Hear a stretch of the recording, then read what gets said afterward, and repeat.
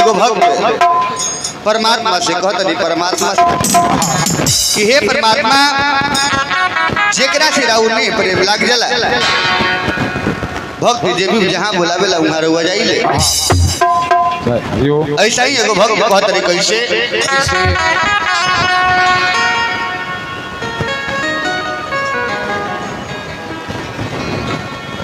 ए नाथी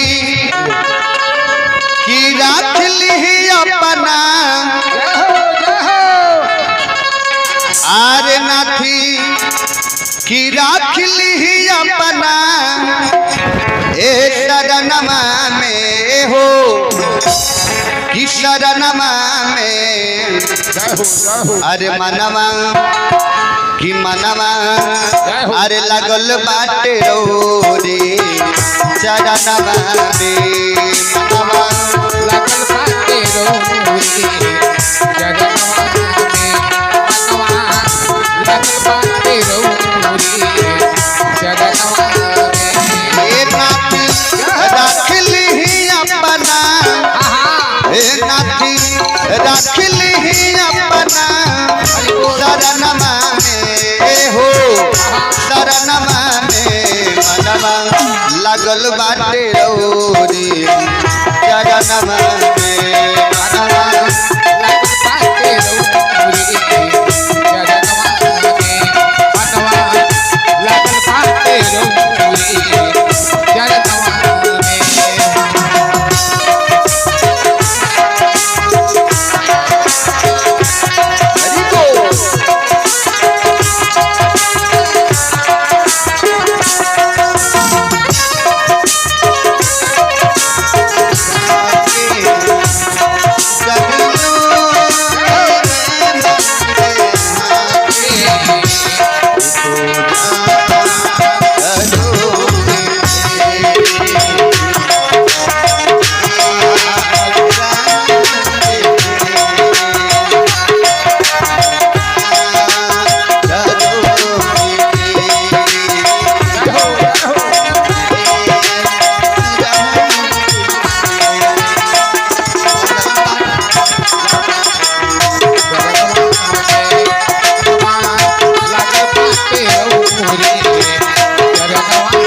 और भक्त बोले कि हे परमात्मा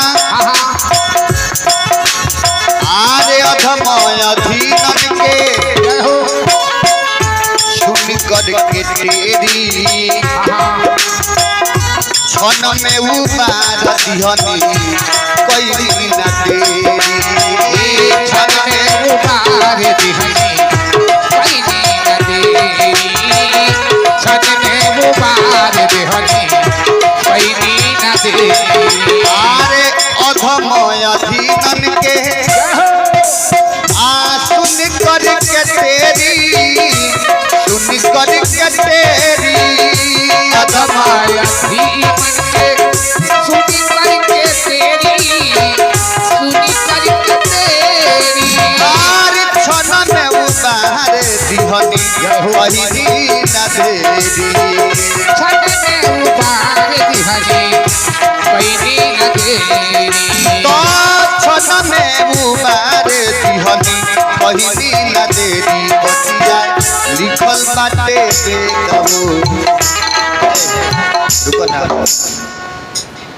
चलिए अभिषेक पटेल जी के तरफ से रामे रौदे 13-14 कएगो बा हो जय हो पढ़ल लिखल बाड़ा हां बाबूजी पढ़ौले बड़ा तरह के चलिए बबुआ के तरफ से ढेर सारा दान है परमात्मा के दरबार में पहुंचल हनुमान जी से विनती रही प्रार्थना रही वो बबुआ की हर मनोकामना पूरा करत रही जय हो लेकिन बड़ा सुंदर बबुआ बात कहले कि जौन दुनिया में केहू प्यार ना दी उ प्यार मिलेला माई के दुनिया में केहू प्यार ना दी जौन प्यार मिलेला माई के उ सुख चैन से कबहू ना रहेला जे काम करेला कसाई के केहू आज तक आगे नहीं के बढ़ले श्री नारायण भाई केहू आज तक आगे नहीं के बढ़ल हिस्सा बचा के भाई के आ एक ना एक दिन धरा जइबो वही काम करब तू चाहिए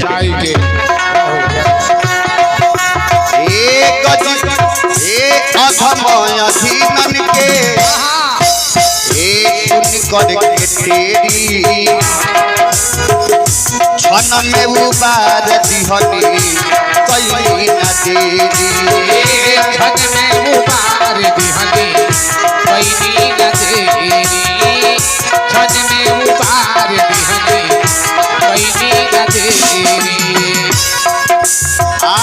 अधमय अधीनन के सुन कर के तेरी सुन कर के तेरी अधमय अधीनन के सुन कर के तेरी सुन कर के तेरी आर छन में उबारे दिहनी कैली न देरी छन में उबार दिहनी कैली न देरी छन में उबारे दिहनी कहनी न तेरी बतिया लिखल बाटे बेदबो पुराना में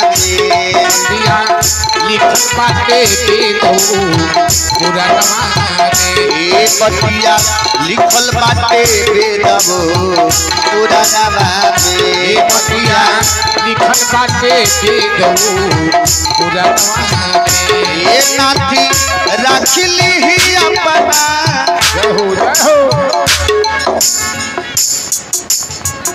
पैसा दे महिमा आंचल जी के तरफ से 51 रुपए के दान हनुमान जी के दरबार में पहुंचा। हनुमान जी से विनती रही, प्रार्थना रही कि वहाँ के दिन दुनारा चौगुना बनल रही, लेकिन बड़ा सुंदर बात करने की हित मुदई समय पर चिन्ह पे करी। चलिए आराध्या जी की तरफ से 51 रुपए के दान हनुमान जी के दरबार में। जय हो। थानेदार पटेल जी के तरफ से 51 रुपए के दान ये हनुमान जी के दरबार में। लेकिन बड़ा सुंदर बात करने की हित मुदई समय पर चिन्ह पे करी आ तोहरा पैसा से तोहरा के लड़ाई पे करी, बाद में कुछ होके चाहे ना होके अपन दाव तोहरा पर लगइबे करी। और कहल बा कि चिमटी कबो माटा ना होई आ चीनी कबो खाटा ना होई। आज ऐसा ना दासा कर दे भाई टोपी वाला के आई भिसुआ गांव में ऐसा ना दासा कर दे कि नेपाल तो नेपाल इंडिया में कहीं इनको साटा ना हो।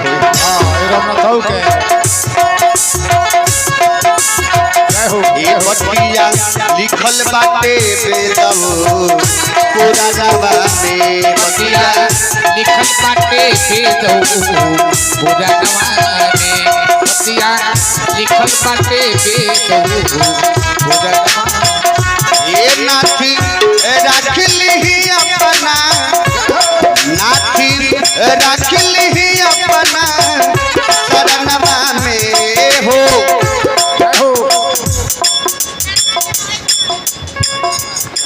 चलिए मोहित कुमार पटेल के तरफ से चलिए ढेर सारा दान बबुआ के तरफ से आई। लेकिन बबुआ बड़ा सुंदर बात कर ले कि जग के था लगेला पंडित जी के खैला पर राजी ने पीछे ही वाली खिसी आए लगे। लेकिन कहल बा सरकार की कोनो बड़का जग करी या पंडित जी अगर दही चूड़ा ना खइए तो बाप रे बस सतरे गांव जाके कही हम एगो पंडित जी बानी। चली नंदिनी पटेल की तरफ से ढेर सारा दान परमात्मा के दरबार में पहुंचल। लेकिन कहल बा कि जग के था लगेला पंडित जी के खइला पर, तुरती के था लगेला होठ में दबैला पर, मरीज के था लगेला डॉक्टर लगे गइला पर, आ सास लोग के था लगेला नौका पतो लोग गइला पहिले पर, आदमी मरी से कुचैला पर। बाप रे बाप सास लोग बाप रे बाप पतो न मांगता वो गढ़ी माई से वो भगवान से कि हे भगवान ए गढ़ी माई हमरे के पतो दियो कि ना भाई मोर करी खाली भूख भूख बरत साफ नागिन खानी हो। नागिन के नाच तो नाचिए लेकिन चली सरकार भजन बहुत सरकार बहुत तरह तरह के वाले लेकिन सुनावो जै समय देख के नाथी राखली अपना शरणवा में हो। शरणवा में मनवा लागल बाटे रे शरणवा में लागल बाटे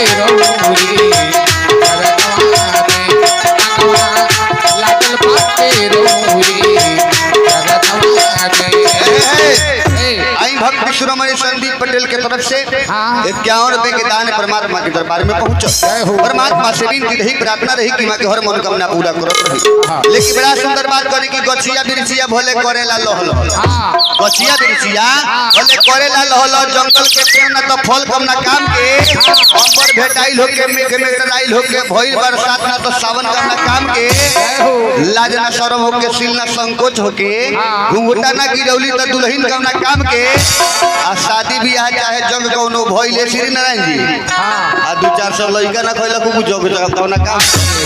बाप रे बाप। जय हो। अच्छा होई सरकार हिनकरे घरे बाप रे बाप हनुमान आराधना भइल। हाँ बाप रे बाप सरकार उनकरा खाली हनुमान आराधना हमरा बुझे त करावे के होई तो लोग महीने में 2 गो अपना अपना घरे करे। जय हो। जनता निकेंगे 51 गो पतले कीन के लिए आई रहे, 51 गो में 41 गो बचिए गई रहे। हाँ जितना लइका खाए बैठा से कान ढका उठा से कल कि चल तोनी के परसों नंबर बा परसों खइयो त ई बताई जग कहला होला लइका 10 गो खा ल समझ ली कि जग के पार लाग समय जब होला। जी। जय हो। तो कले भक्ति आगे चल के आरे गज के पुकार सुनी एक राहो के मरनी वासुदेव देवकी के हन देव बरनी वासुदेव देवकी के हन देव बरनी, वासुदेव देवकी के हन देव बरनी। गज के पुकार सुनी। अमन पटेल, चलिए अमन पटेल की तरफ से जय हो। 51 रुपए के दान परमात्मा के दरबार में पहुंचा। हाँ बाप रे बाप, नाम सुन के तो मियाज धन हो गए। हाँ काहे ना। जब से नाम सुने जाते सरकार जितना मुड़ी पर पाप चढ़ल लगा सब उतर गए। हाँ नाम इन हो के कृष्णा जी, भोले शंकर, राम जी, चलिए विनय सिंह जी की तरफ से